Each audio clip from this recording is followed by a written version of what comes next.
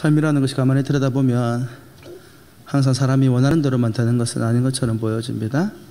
또 겉으로 보이기에는 아무 문제가 없고 괜찮은 것처럼 보여져도 사실 그 안으로 들어가 보면 참 인생에 문제가 없는 가정, 삶은 그렇게 존재하지 않는 것처럼 보여지기도 합니다. 우리 지난 설교를 한번 되새겨보면 창세기 26장 12절과 14절의 기록을 통해서 하나님께서 이삭에게 복을 주셨는데 일반적인 복은 아니었던 것 같아요. 얼마나 큰 복을 주셨는지 거부가 되었다. 주일이고 복된 날이고 여러분 모두가 거부가 되기를 주의 이름으로 축원합니다. 아멘 한 사람만 되기 바랍니다. 아멘 한 사람만 되기를 바란다고 아멘 하신 거예요 지금? 겉으로 보이기에는 아무 문제가 없는 가정처럼 보입니다. 경제적으로 풍성하지요. 사랑하는 자녀도 있지요.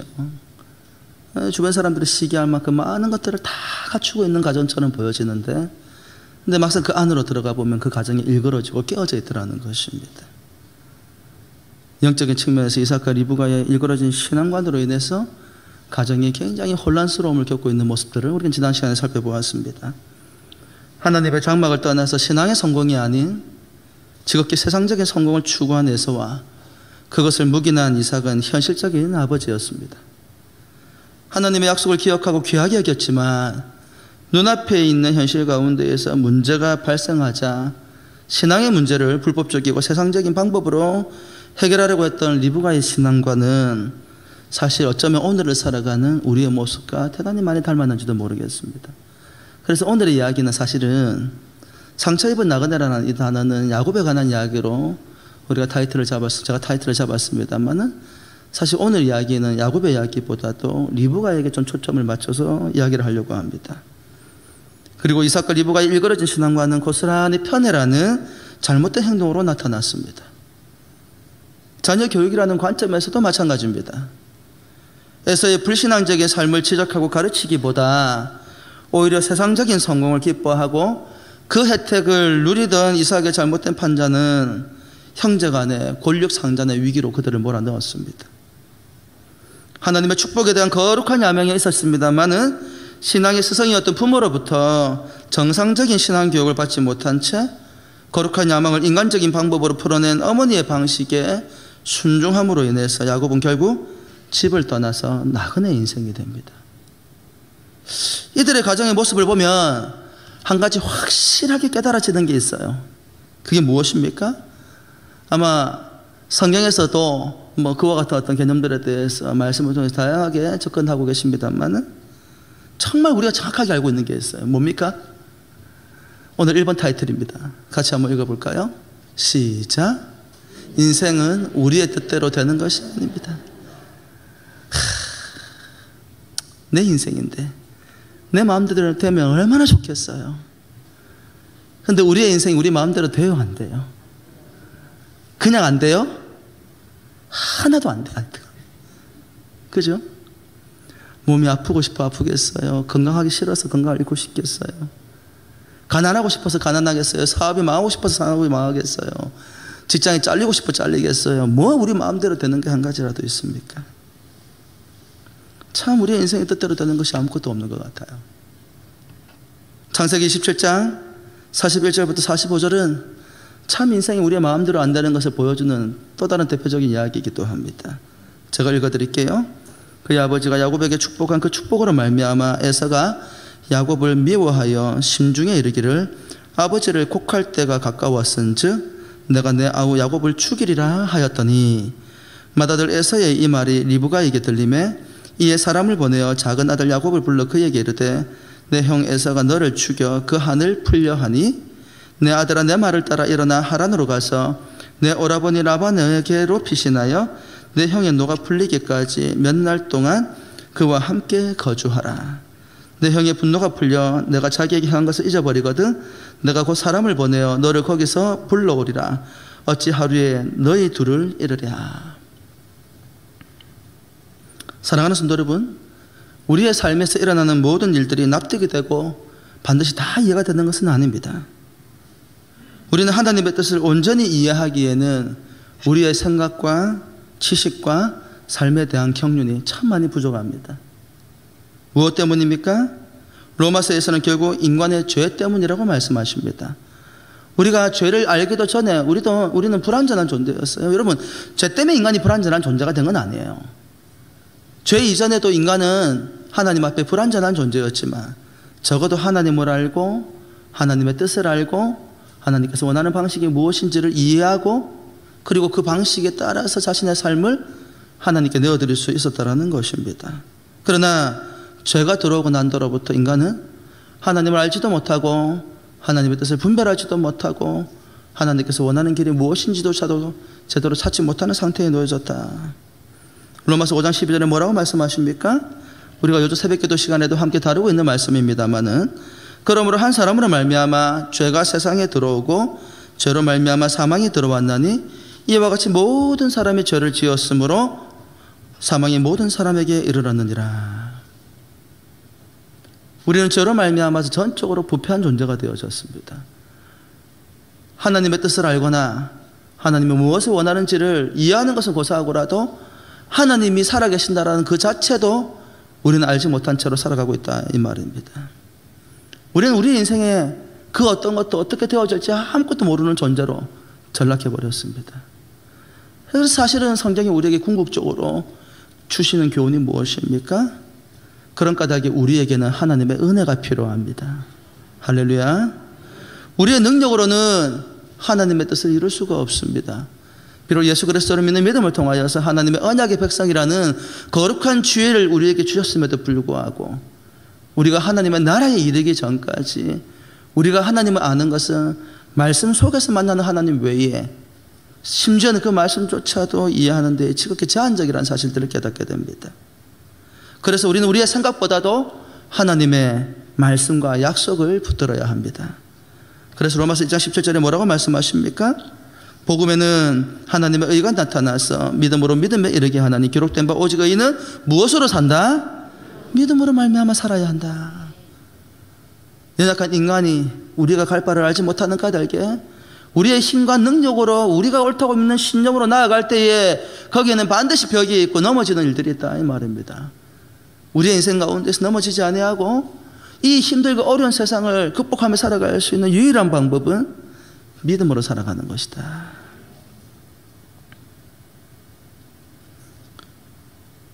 리브가는 지금 이 상황을 들여다보고 있는 어떤 이 상황 가운데에서 한 가지는 정확하게 이해를 했고 또 다른 한 가지는 제대로 이해하지 못했습니다. 리브가가 정확하게 이해한 것이 무엇입니까? 리브가는 에서가 야곱에 대한 극심한 분노를 품었고 야곱을 죽일 마음까지 가졌음을 알게 되었습니다. 한마디로 말하면 자신들이 생각했던 것보다도 아버지 이삭이나 엄마 리브가가 지금 이와 같은 하나님의 뜻을 성취하는 과정에 있어서 아들 에서가 어느 정도 상처를 받을 것이라고 예상을 했는지는 모르겠습니다만 적어도 그가 생각했던 것보다도 분명한 사실은 그 눈에 도드라지게 보일 정도로 에서가 상처를 받았다는 사실은 알았다는 것입니다.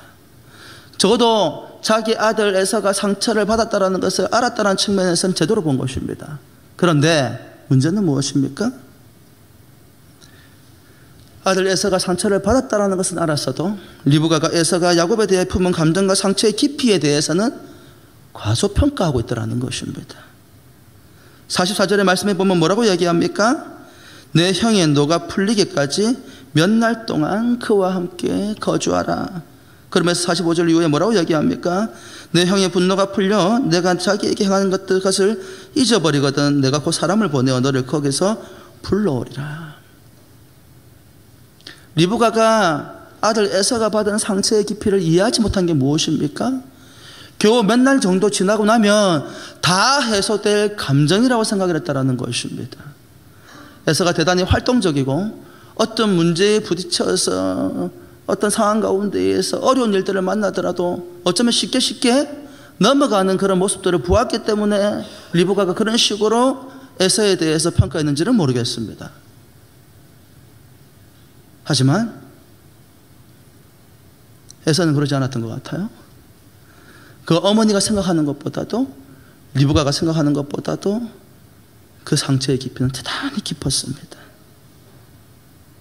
고작 몇 날이면 풀릴 일이 아니라는 것입니다.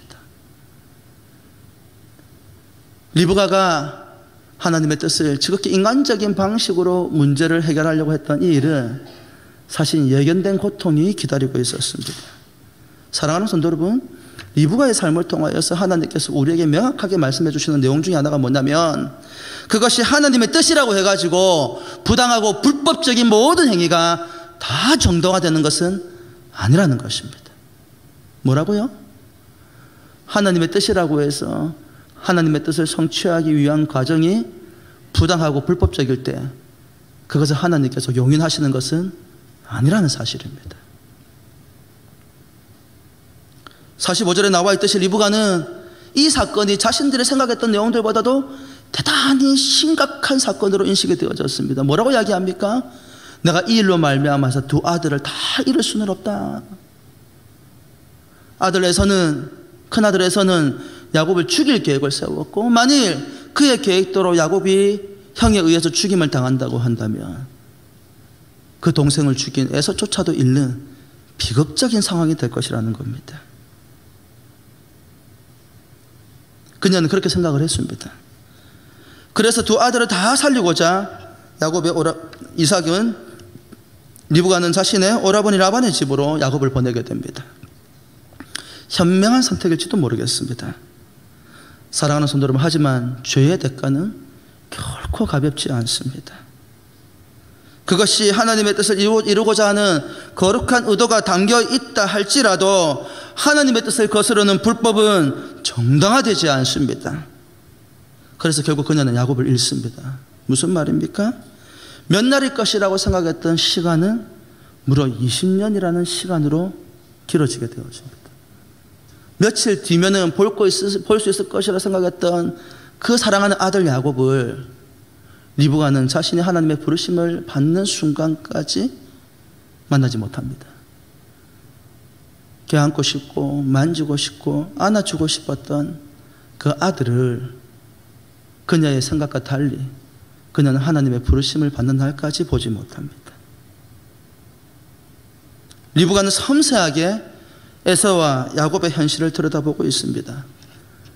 이삭의 이야기가 여기 등장하지 않는 것은 이삭은 이런 문제들을 대단히 글쎄요 가볍게 생각했는지 관심이 없었는지도 모르겠습니다. 남자들에 비하면 엄마들이 훨씬 예민한 부분이 있습니다. 그래서 리브가는 이 문제를 어떻게 해결하려고 했습니까?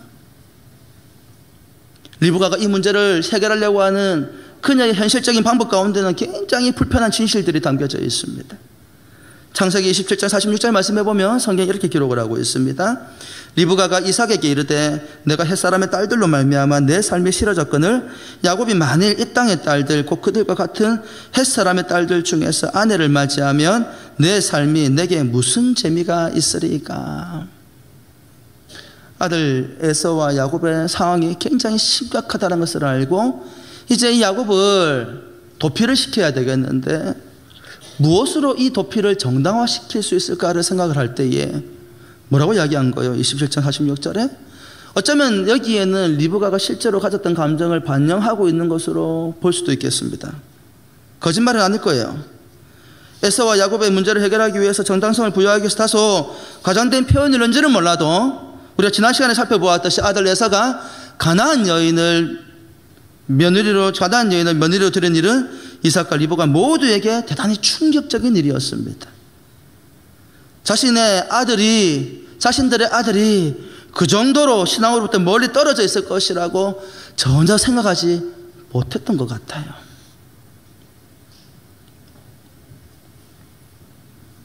이삭과 리브가는 에서의 삶 가운데에서 세상의 영향력을 과소평가했습니다.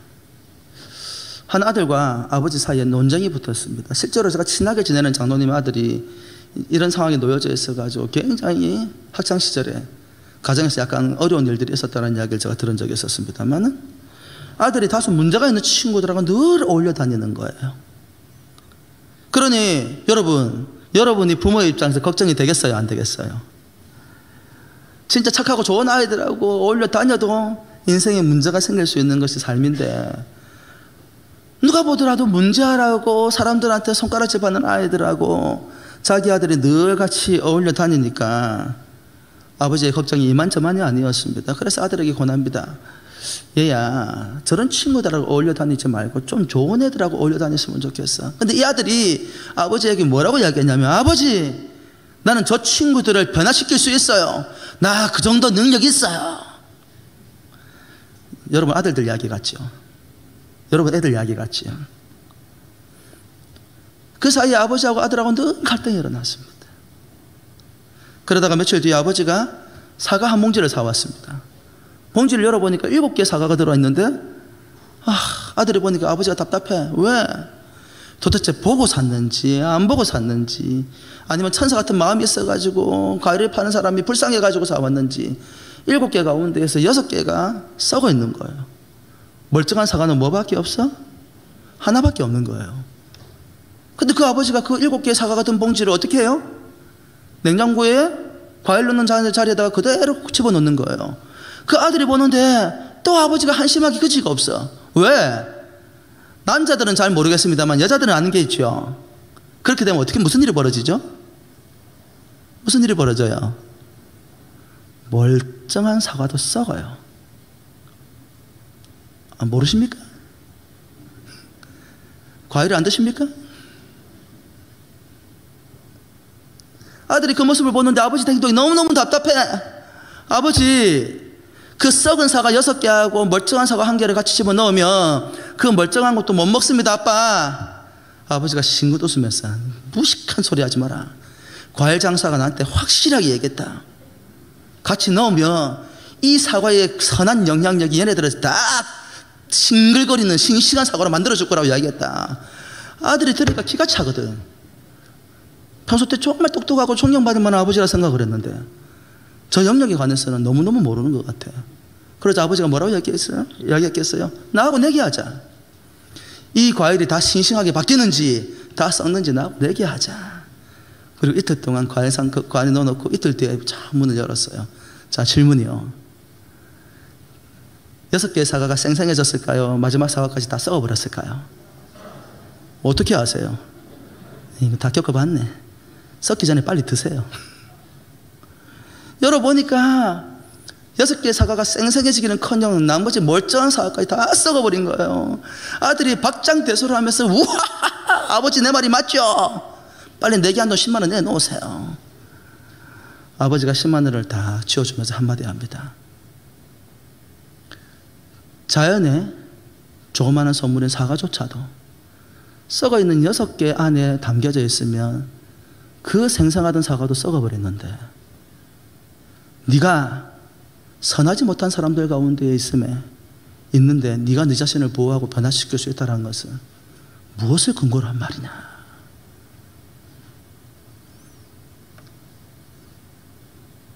부모도 자녀들도 세상의 영향력을 과소평가합니다. 자신들의 능력과 생각을 과소평가받는 것에 대해서는 섭섭해하고 힘들어하고 존중받지 못한다고 투덜거리고 상처받기까지 하면서 눈앞에 있는 현실의 문제들을 자신의 힘으로 해결할 수 있다고 믿는 그들의 판단은 세상의 영향력을 과소평가하고 있는 것입니다. 부모도 세상의 영향력을 과소평가하고 있고 자녀들도 세상의 영향력을 과소평가합니다. 이삭과 리브가는 하나님의 뜻보다도 하나님의 뜻을 행하는 일에 있어서 하나님이 원하시는 방식이 아니라 지극히 인간적인 방법으로 문제를 해결하려고 했습니다. 하나님의 일을 지극히 세상적인 방법으로 해결하고 하면서도 그들 안에 도사리고 있는 그 세상의 영향력을 가볍게 생각하고 있더라는 것입니다. 더 나아가 리브가에게는 더 심각한 문제를 가지고 있었습니다. 무엇입니까? 그럼 잘 들여다보십시오. 리브가는 지금 뭘 위해서 이러고 있는 거예요? 단지 야곱을 사랑해서가 아니라 하나님께서 그들에게 주신 신탁, 하나님의 뜻이 자신들의 삶 가운데 이루어지도록 하기 위해서 몸부림치고 있잖아요. 그렇죠? 그런데 문제는 무엇입니까?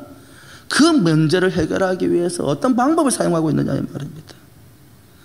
여러분, 성경 어디를 들여다보아도 리브가가 에서와 이삭의 야곱의 문제를 알았을 때에 자기의 남편 이삭에게 말했다라는 내용이 등장하지 않습니다. 여보, 지금 에사하고 야곱하고 심각한 문제가 생겼어.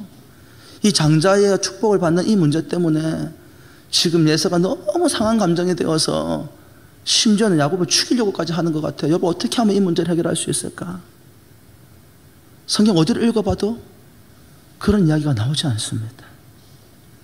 남편 이삭에게 문제를 해결할 만한 능력이 없다고 생각한 것인지, 아니면 사랑하는 아들 에사의 행동에 충격을 받을 것이라고 생각한 것인지, 왜 이런 이야기를 자기의 남편 이삭에게 하지 않았는지 정확한 의도를 우리가 알 수는 없습니다. 하지만 여기에서 문제는 무엇입니까? 실제로 이 문제를 자기 남편 이삭에게 이야기한다 할지라도 이삭이 그 문제를 해결할 만한 능력이 없었는지도 모르겠습니다.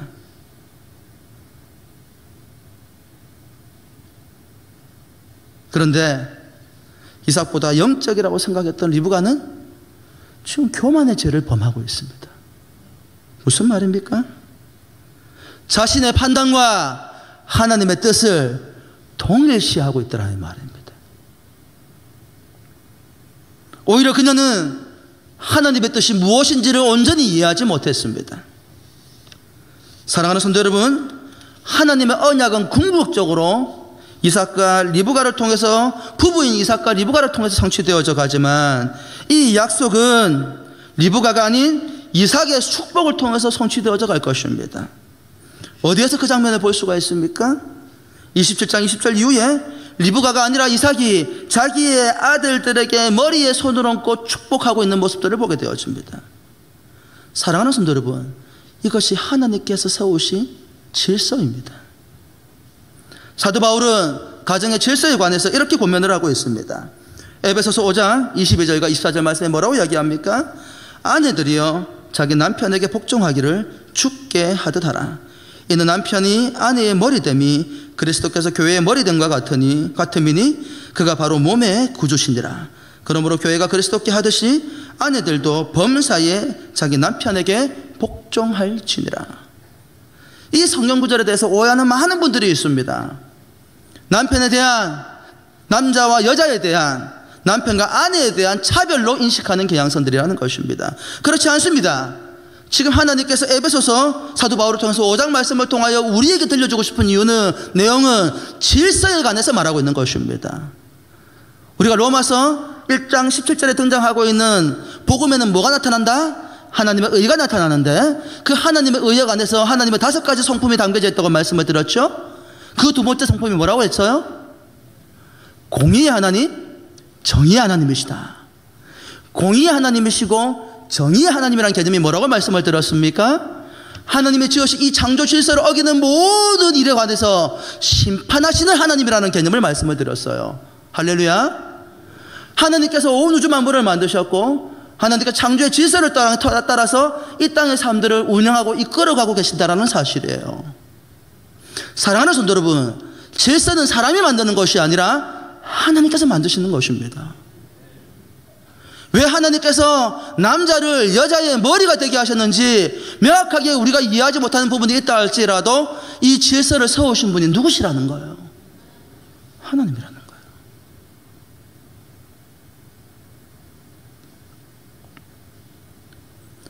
만약 이 말씀만 가지고 있으면 여자로서는 대단히 억울할 수 있겠죠.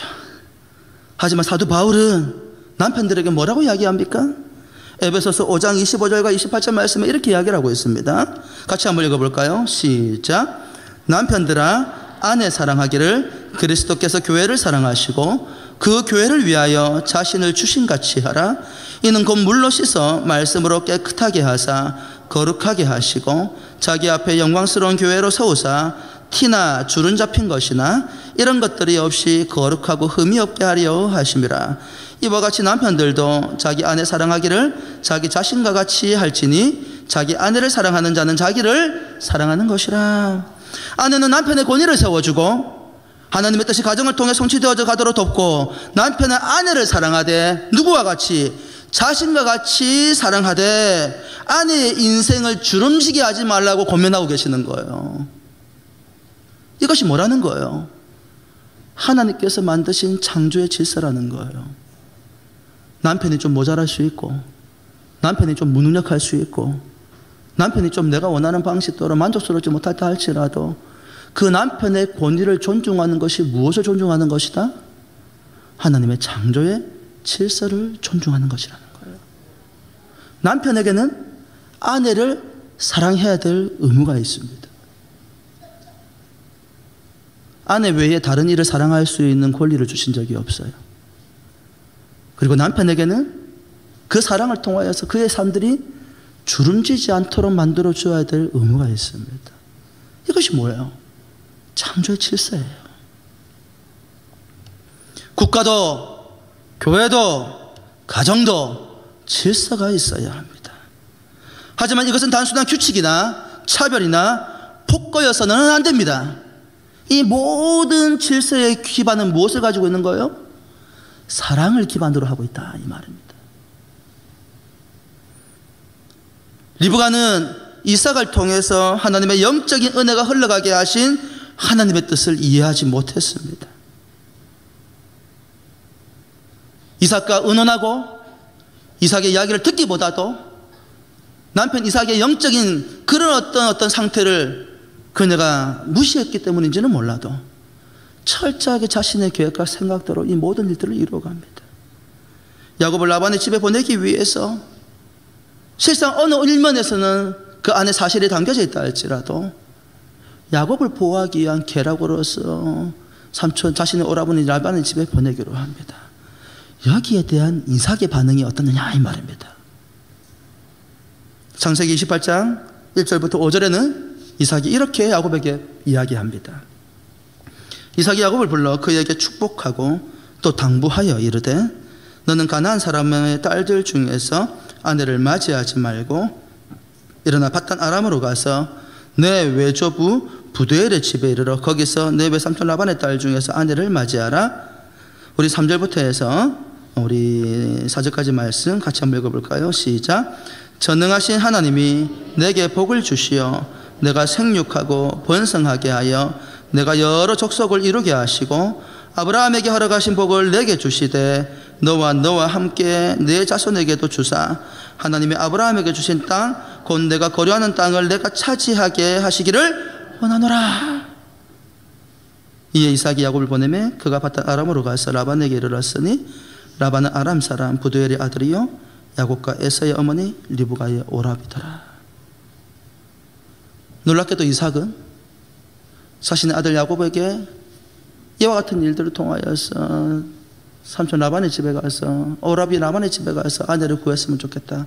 사실은 본질적인 내용은 뭐예요? 그게 아니에요. 에서와 야곱 안에 있는 갈등입니다. 적어도 진정한 어머니라고 한다면 이 두 형제 간의 갈등을 어떻게 해결할지에 대해서 고민하고 남편과 더불어서 나누었어야 한다는 거예요. 남편을 신뢰하지 못했기 때문인지는 모르겠습니다. 우리 저와 여러분을 비롯한 모든 남편 여러분 반성하셔야 됩니다. 아내들이 우리에게 의논하지 않는 이유는 우리를 신뢰하지 못하기 때문입니다. 하지만 여기서 우리는 하나님의 섭리를 봅니다. 비록 그 이전에 하나님의 뜻이 무엇인지를 알고도 자신에게 에서에게 행했던 그 마음들을 야곱에게 축복하고 난 다음에 이삭의 상태가 어떻게 바뀌었는지를 우리에게 보여주고 있는 거예요. 무엇입니까? 이삭은 하나님의 뜻에 자신을 굴복시켰습니다. 그리고 이삭을 위해서 야곱을 위해서 축복하고 있습니다. 아브라함에게 주셨던 복으로 그리고 자신의 아버지 아브라함이 자신에게 축복했던 방식으로 아들 야곱에게 축복하고 있습니다. 비록 아들 에서에 대한 편애로 영적인 눈이 가리워졌으나 그는 그 눈앞에서 되어지는 일을 통하여서 무엇이 하나님의 뜻인지를 깨닫고 자신의 삶을 다시 조정하고 바꾸어서 하나님의 뜻에 맞추고 있다는 것입니다. 지극히 인간적인 방식으로 부당하고 불법적인 방식으로 하나님의 뜻을 이루어가려고 하는 리브가와 달리 그의 남편 이삭은 하나님 말씀에 순종할 준비가 되어져 있었다 이 말입니다. 이것이 리브가가 예상하지 못했던 하나님의 섭리입니다. 우리는 우리의 판단과 선택이 옳다고 믿는 신념으로 살아갈 때가 많이 있습니다. 그런데 곰곰이 여러분 자신의 삶을 한번 들여다보시기 바랍니다. 그 모든 순간에 영적이고 믿음의 선택이었다고 말할 수 있습니까? 비록 이미 일어난 일이지만 그들이 그토록 사랑했던 아들 에서와 이삭의 고통을 줄이거나 회복할 수 있었던 기회가 이 두 부부에게 있었던 것은 아닐까요? 민수기 23장 19절에는 뭐라고 말씀하십니까? 우리가 너무나 잘 알고 있는 말씀입니다. 한 목소리로 같이 한번 읽어볼까요? 시작. 하나님은 사람이 아니시니 거짓말을 하지 않으시고 인생이 아니시니 후회가 없으시도다. 어찌 그 말씀하신 바를 행하지 않으시며 하신 말씀을 실행하지 않으시랴. 하나님은 당신의 약속하신 일들을 이루시는 하나님이십니다. 그래서 로마서 1장 16절과 17절에 뭐라고 이야기합니까? 왜 우리에게 예수 그리스도가 그토록 필요한지에 대해서 이야기해 줍니다. 같이 읽어볼까요? 잘 알고 있는 말씀입니다만은 시작. 내가 복음을 부끄러워하지 아니하노니 이 복음은 모든 믿는 자에게 구원을 주시는 하나님의 능력이 됨이라. 먼저는 유대인에게요 그리고 헬라인에게로다. 복음에는 하나님의 의가 나타나서 믿음으로 믿음에 이르게 하나니 기록된 바 오직 의인은 무엇으로 말미암아? 믿음으로 말미암아 살리라 함과 같으니라. 하나님을 신뢰하고 하나님을 의지할 때에 우리의 생각과 다른 현실이 눈앞에 보이고 우리의 계획과 다른 일들이 눈앞에서 벌어진다 할지라도 그 모든 것을 뛰어넘어서 하나님의 그 신실하신 약속이 우리의 삶 가운데 반드시 성취되게 하실 것입니다. 어떻게 알 수 있어요? 하나님께서 친히 야곱에게 하신 말씀을 기억하셔야 합니다. 창세기 28장 15절에 뭐라고 말씀합니까? 부엘세바에서 베델의 베개를 베고 누웠을 때 야곱이 꿈을 꾸었지요. 그때 하나님의 천사가 오르락 내리락 하는 장면을 보는 가운데에서 하나님께서 야곱에게 주신 말씀입니다. 내가 너와 함께 있어 내가 어디로 가든지 너를 지키며 너를 이끌어 이 땅으로 돌아오게 할지라. 내가 내게 허락한 것을 다 이루기까지 너를 떠나지 아니하리라 하신지라. 이삭의 잘못된 판단, 에서의 잘못된 행동, 리브아의 불법적인 행동들, 야곱이 그 불법적인 행동을 묵고하고 어머니의 뜻에 순종하여서 이 가정에 참 많이 일그러져 있습니다만 그럼에도 불구하고 하나님은 신실하셔서 그 가정을 하나님의 계획하신 대로 이끌어가고 있는 모습들을 우리는 보게 됩니다. 사랑하는 성도 여러분, 여러분의 가정은 어떻습니까? 깨어져 있습니까? 일그러져 있습니까? 어떻게 회복하고 치유해야 될지 답이 나오지 않는 상태에 놓여져 있습니까? 그래서 우리에게는 예수 그리스도가 필요합니다. 나는 길이요 진리요 생명이다. 주님을 따라가면 길이 보입니다. 주님을 따라가면 답이 보입니다. 주님을 따라가면 생명을 얻습니다. 우리의 가정의 생명력을 잃어버린 상태에서 고민하고 있는 부모님들, 자녀들이 있습니까? 오늘 여러분의 시선을 주님께 맞추시기를 주 예수 그리스도 이름으로 축원합니다. 그때에 우리는 길을 보게 될 것입니다. 기도하겠습니다.